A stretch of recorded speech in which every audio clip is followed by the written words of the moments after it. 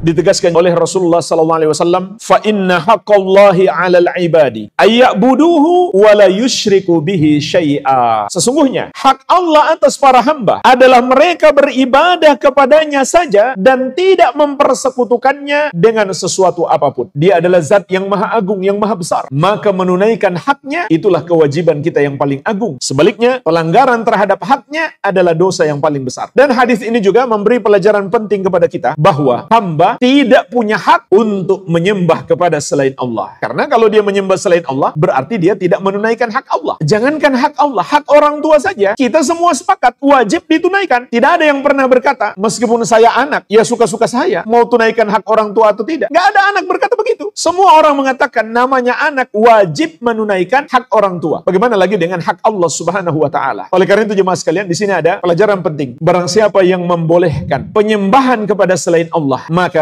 Islamnya batal. Kenapa? Karena berarti dia mengingkari hak Allah Subhanahu wa Ta'ala untuk disembah dan tidak dipersekutukan. Begitu pula di sini terkandung pelajaran penting. Bukan hak manusia untuk memilih siapa yang hendak dia sembah. Dia nggak punya hak pilih di sini. Jadi kalau ada orang yang mengatakan itu hak asasi manusia, terserah dia mau menyembah siapa, mau ikut agama apa, maka ini kesalahan fatal. Di sini manusia nggak punya hak untuk memilih. Dia cuma punya kewajiban menyembah kepada Allah yang esa. Oleh karena itu, jamaah sekalian, orang yang menyembah kepada selain Allah dihukumi oleh Allah sebagai pelaku dosa, bahkan pelaku dosa terbesar yang disebut musyrik atau kafir. Kalau seandainya hak dia menyembah selain Allah, berarti dia nggak berdosa dong. Tapi ternyata dia dihukumi sebagai pelaku dosa terbesar. Lalu apa hak kita sebagai hamba? Perhatikan lanjutan hadis. Wa haqqal ibadi 'ala Allahi alla yu'adziba man la yusyriku bihi syai'a. Adapun hak para hamba atas Allah adalah Allah tidak akan mengazab orang yang tidak mempersekutukannya dengan sesuatu apapun. Hadis ini juga memberi pelajaran kepada kita bahwa tauhid adalah jaminan keselamatan kita dari azab Allah Subhanahu wa Ta'ala. Menghadap Allah tanpa membawa dosa syirik dipastikan selamat. Dan itu bermakna sebaliknya. Orang yang menghadap Allah dengan membawa dosa syirik, meskipun tidak ada dosa lain yang dia bawa kecuali itu, dan bahkan dia membawa semua kebaikan kecuali tauhid dia nggak punya, maka dia nggak mungkin selamat. Berarti tauhid benar-benar kewajiban terbesar yang harus kita bawa menghadap Allah, dan syirik adalah dosa yang paling berbahaya. Jangan sampai kita membawanya tatkala kita menghadap Allah Subhanahu wa Ta'ala.